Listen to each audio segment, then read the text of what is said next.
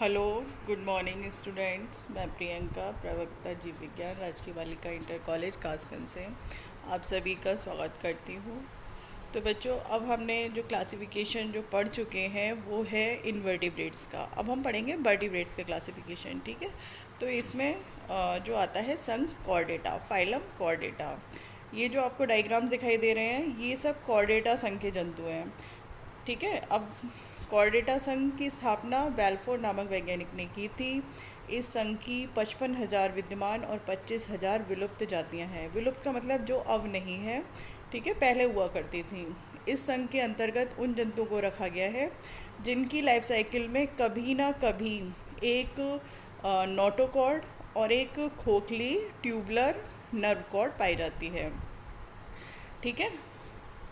इस संघ के जंतुओं की प्रमुख लक्षण: नंबर 1, इनके जीवन की किसी न किसी अवस्था में नोटोकॉर्ड अवश्य पाई जाती है और इस नोटोकॉर्ड का विकास मीजोडर्म से होता है। और इनके जीवन की किसी न किसी अवस्था में एक dorsal tubular central nervous system अवश्य पाया जाता है। जो भ्रूण विकास में इसका निर्माण जो होता है एक्टोडर्म से होता है और आगे चलकर इससे कशेरुक दंड, जो हम बोलते हैं ना वर्टिबल कॉलम, उसका निर्माण होता है। इस संघ के जंतुओं की किसी न किसी जीवन की किसी न किसी अवस्था में गिल स्लिट्स अवश्य पाई जाती हैं। इनमें पूर्ण विकसित रक्त परिसंचरण तंत्र यानी कि ब्लड वेस्कुलर सिस्टम पाया जाता है जो बंद प्रकार का क्लोज टाइप होता है। क्लोज टाइप मैंने आपको बताया था, क्लोज का मतलब होता है कि ब्लड जो होता है वो वेसल्स में यानी कि नलिकाओं में बहता है। इनमें पूर्ण विकसित मस्तिष्क और तंत्रिका तंत्र पाया जाता है। तो प्यारे बच्चों, ये ध्यान देने वाली बात है कि अब जो हमारा जो कॉर्डेट्स आए हैं जिनके हम लक्षण पढ़ रहे हैं, तो उसमें मुख्य लक्षण क्या है? नोटोकॉर्ड। इनकी लाइफ साइकिल में कभी न कभी नोटोकॉर्ड अवश्य पाई जाती है। नोटोकॉर्ड और नर्व कॉर्ड। नोटोकॉर्ड में बता दूं, आगे चलकर ये वर्टिबल कॉलम जो हमारी कशेरुक दंड होती है, जिसे हम बैकबोन भी कहते हैं, वो उसमें विकसित होती है। और नर्व कॉर्ड होती है, नर्व कॉर्ड जो होती है उससे हमारा जो तंत्रिका तंत्र है, हमारा ब्रेन है, स्पाइनल कॉर्ड है, जो भी हमारा नर्वस सिस्टम है उसका विकास होता है। ठीक है। और ब्लड सर्कुलेटरी सिस्टम कैसा होता है? क्लोज टाइप का होता है, यानी कि उसमें ब्लड जो होता है वो ब्लड वेसल्स में बहता है। ठीक है।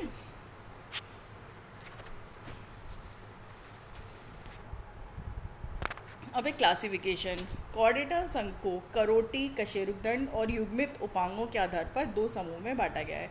करोटी होती है स्कल, ठीक है, जो हो खोपड़ी की जो कपाल संरचना होती है। कशेरुकदंड वर्टिबल कॉलम और युग्मित उपांग यानी कि जो पेयर्ड अपेंडेजेस होते हैं, जो हमारे पैर हाथ होते हैं, उनके आधार पर दो समूह में बांटा गया है, अक्रेनिया और क्रेनिएटा।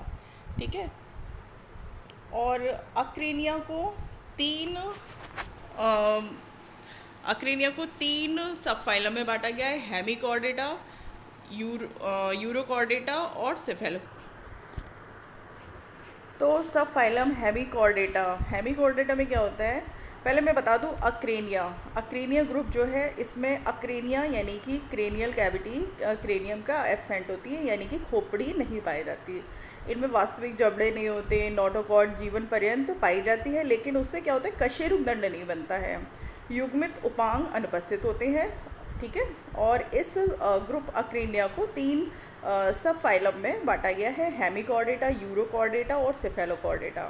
तो हेमिकॉर्डेटा जो होते हैं उनमें बर्म लाइक होते हैं और उनमें प्रोबोसिस, कॉलर और ट्रंक पाया जाता है।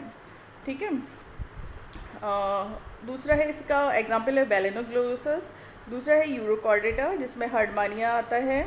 और इस संघ के जंतु जो होते हैं वो समुद्री जल में मिलते हैं, चट्टानों से चिपके हुए होते हैं।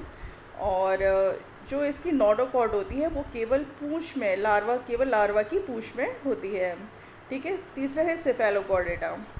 सिफेलोकॉर्डेटा, इसमें जो नोडोकॉर्ड नर्व कॉर्ड होती है वो शरीर में एक सिरे से दूसरे सिरे तक फैली होती है, जिसमें आता है एम्फीऑक्सस। ठीक है। इनके जो नाम हैं वो उसी आधार पर दिए गए हैं: हेमी मीन्स आधा, यूरो मीन्स पूंछ, सिफेलो मीन्स सिर। ठीक है। उसी के आधार पर इस पर नाम दिए गए हैं।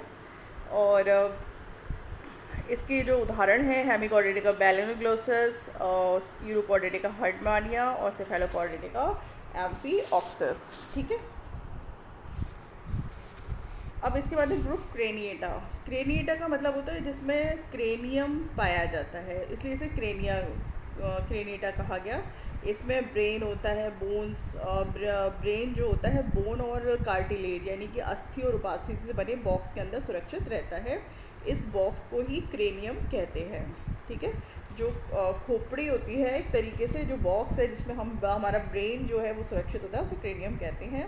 स्पष्ट सिर होता है, मस्तिष्क अच्छे से विकसित होता है, और गिल स्लिट्स जो होती हैं वो केवल एम्ब्रियोनिक स्टेज में पाई जाती हैं। क्रेनिएटा के अंतर्गत केवल एक उपसंग आता है जिसे बोलते हैं वर्टिब्रेटा। ठीक है, वर्टिब्रेटा की क्या खास बात होती है? वर्टिब्रेटा नोडोकॉर्ड केवल भ्रूण अवस्था में पाई जाती है, और वयस्क अवस्था में क्या होता है कि जो नोडोकॉर्ड होती है वो वर्टिबल कॉलम में रूपांतरित हो जाती है, जिसे कशेरुकदंड कहते हैं। शरीर 4 भागों में सिर, ग्रीवा, धड़, पूंछ में बटा हुआ होता है। ठीक है, तो अब ये जो ग्रुप क्रेनिएटा है इसे 2 डिवीज़न में बांट सकते हैं। जो वर्टिब्रेटा है सब फाइलम, उसे हम 2 डिवीज़न में बांट सकते हैं, अग्नेथा और नेथोस्टेमेटा। ठीक है, पहला जो डिवीज़न है अग्नेथा। अग्नेथा का मतलब होता है जिसमें जौ ना हो, जबड़े ना हो। ठीक है, जिन जीवों में मुख में वास्तविक जबड़े नहीं होते, फॉल्स जबड़े होते हैं, यानी कि कूट जबड़े उपस्थित होते हैं, उन्हें अग्नेथा में रखा गया है। इसमें एक क्लास आती है साइक्लोस्टोमेटा, जिसके उदाहरण है पैट्रोमाइजोन, मैगजीन। ठीक है, दूसरा डिवीज़न है नेथोस्टोमेटा, जिसमें वास्तविक जबड़े होते हैं, मुख जो होता है वास्तविक जबड़ों से घिरा होता है, और जो लोकोमोशन होता है वो फिन्स यानी कि पखनों और या लिम्स के द्वारा होता है। कशेरुकदंड पूर्ण विकसित होती है, अंतःकर्ण में सेमी सर्कुलर कैनाल होती है, और जंतु जो होते हैं उनमें गोनेड जो होते हैं वो पेयर्ड होते हैं। और लोकोमोटरी ऑर्गन, रेस्पिरेटरी ऑर्गन और हार्ट आदि के आधार पर 2 सुपर क्लासेस में इसे बांटा गया है। नेथोस्टोमेटा को पीसीज और टेट्रापोडा। ठीक है, अब हम पीसीज और टेट्रापोडा को कल के वीडियो में पढ़ेंगे कि इनमें क्या इनके मुख्य लक्षण हैं और क्या इनके सामान्य लक्षण हैं। ठीक है, तब तक के लिए आप इसके नोट्स तैयार कर लीजिए और ये इसका फ्लो चार्ट बना लीजिए। ठीक है, तो तब तक के लिए आपसे नमस्ते।